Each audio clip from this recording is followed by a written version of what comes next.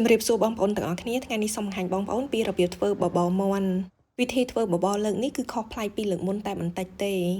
តោះអញ្ចឹងយើងមកចាប់ផ្ដើមជាមួយនឹងផ្នែកបន្លែមុនគេខ្ញុំយកផ្សិតចំបើងចំនួន3ខាំមកពុះជា2បើធំខ្ញុំនឹងពុះជា4ឆៃបើប្រៃខ្ញុំប្រើមួយដុំតូចយើងគ្រាន់តែយកវាមកហាន់ជាចំណិតស្ដើងហើយចំពោះខ្ញីនេះវិញខ្ញុំប្រើចំនួន10ចំណិតអញ្ចឹងយើងគ្រាន់តែចិញ្ច្រាំវាឲ្យម៉ត់ល្មមខ្ទឹមសខ្ញុំប្រើចំនួន5កំពឹសចិញ្ច្រាំឲ្យម៉ត់ដែររីឯយីហឺនេះវិញខ្ញុំប្រើចំនួន2បន្ទះហេប៊ីខ្ញុំប្រើចំនួន2ស្លាបព្រាបាយអញ្ចឹងបងប្អូនគ្រាន់តែយកវាទៅលាងទឹកឲ្យស្អាតសិនចាំយកវាមកកាត់ជាកំណាត់ខ្លីៗចំពោះឈាមមាន់នេះវិញខ្ញុំប្រើមួយដុំអញ្ចឹងបងប្អូនគ្រាន់តែយកវាមកកាត់ជាដុំតូចគ្រឿងផ្សំទាំងអស់ត្រៀមបានរួចរាល់ហើយយើងអាចចាប់ផ្ដើមមកធ្វើបបរមាន់បានក៏ប៉ុន្តែជាដំបូងនេះគឺយើងត្រូវដាំទឹកចំនួន4លីត្រឲ្យពុះសិនរួចហើយយើងដាក់មាន់ស្ងោរមាន់មួយក្បាលនេះមានទម្ងន់1គីឡូកន្លះដោយសារតែមាន់នេះជាប្រភេទមាន់ផុយអញ្ចឹងហើយការដាក់ស្ងោរផនខ្ញុំនឹងប្រើពេលប្រហែលជា20នាទីទេមាន់នឹងផុយល្អមែនទែន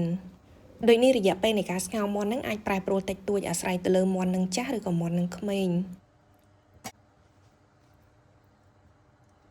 ចាឥឡូវមាន់បានឆ្អិនល្អហើយក៏បានផុយដែរអញ្ចឹងបងប្អូនអាចស្រង់វាចេញហើយទុកឲ្យវាចុះត្រជាក់សិនស្រង់មាន់ជាមួយនឹងគ្រឿងផ្សំផ្សេងនឹងចេញឲ្យអស់មកចំណែកឯកំទេចកំទីនឹងយើងអាចប្រើតម្រងដៃដើម្បីច្រោះយកកាកនឹងចេញទឹកស្ងោរមាន់នេះយើងនឹងទុកធ្វើបបរអញ្ចឹងយើងនាំគ្នាមកឆាអង្ករសិនបងប្អូនអាចប្រើប្រេងឆា3ស្លាបព្រាបាយកម្ដៅឲ្យវាឡើងក្ដៅប្រេងឆាបានឡើងក្ដៅហើយយើងនឹងដាក់ខ្ទឹមសជាមួយនឹងខ្ញីចិញ្ច្រាំចូលការធ្វើបបរលើកមុនខ្ញុំអត់ដែរដាក់ខ្ញីចូលជាមួយខ្ទឹមសនោះទេលើកនេះគឺខ្ញុំដាក់ចូលអញ្ចឹងបបរផងយើងគឺកាន់តែមានក្លិនឈ្ងុយ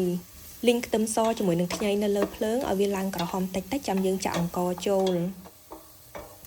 អង្ករបងប្អូនត្រូវយកវាទៅលាងទឹកឲ្យស្អាតច្រោះទឹកចេញឲ្យអស់អង្ករខ្ញុំប្រើមួយកំប៉ុងទឹកដោះគោលើសបន្តិចចាអញ្ចឹងបងប្អូនគ្រាន់តែឆាត្រឡប់អង្ករនៅលើភ្លើងហ្នឹងរហូតដល់វាឡើងស្ងួតហើយនឹងឡើងសតិចអង្ករផាន់យើងបានឆ្អិននឹងឡើងស្ងួតប៉ុណ្ណឹងហើយអញ្ចឹងបងប្អូនអាចយកវាទៅដាក់ចូលទៅក្នុងទឹកដែលយើងស្ងោរមាន់អំបាញ់មិញហ្នឹងទឹកដែលខ្ញុំយកវាទៅស្ងោរមាន់ហ្នឹងចំនួន4លីត្រក៏ប៉ុន្តែបន្ទាប់ពីយើងរំងាស់មាន់ហើយមាន់យើងផុយទឹកនេះនៅសល់ប្រហែលជា3លីត្រឬក៏3លីត្រកន្លះ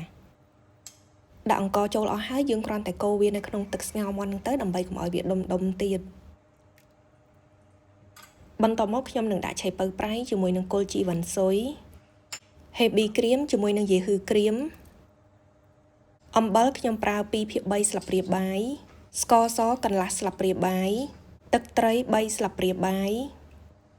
បងប្អូនដែលពិសាប៊ីចេងអាចបន្ថែមប៊ីចេងនោះ1ស្លាបព្រាកាហ្វេទៀតកូរវាបន្តិចរួចហើយយើងនឹងដាក់រំងាស់ឲ្យអង្ករយើងរីក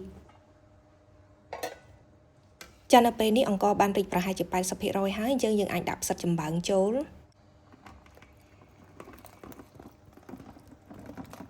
ឈាមមាន់ក៏ដាក់នៅក្នុងពេលដំណើរគ្នាដែរ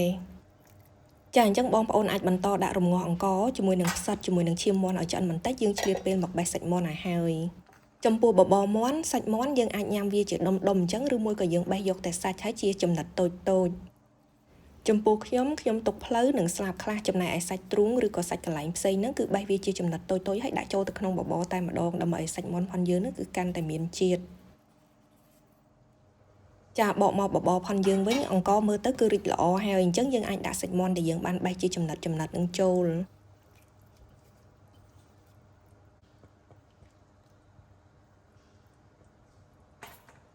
ជាចុងក្រោយនេះយើងគ្រាន់តែបន្ថែមគល់ខ្ទឹមបន្តិចនោះបបរមាន់ផនយើងនឹងគឺរួចរាល់ហើយ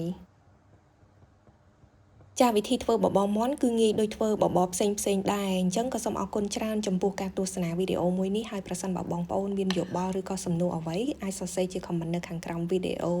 និងចាំជួបគ្នានៅក្នុងមុខម្ហូបឬក៏បង្អែមបន្តទៀតអរគុណច្រើនជម្រាបលា